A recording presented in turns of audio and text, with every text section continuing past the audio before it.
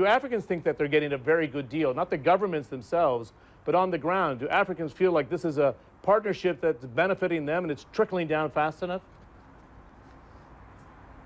That's a very, very good question, John, because there seems to be a huge divide between what's good for African leaders and what's good for African people on the ground. African leaders always talk about how there are no strings attached with China. Of course, they're talking about the fact that China doesn't demand good governance from African leaders, but there are always strings attached. And a lot of economists worry that African leaders are not getting into deals that will benefit ordinary Africans.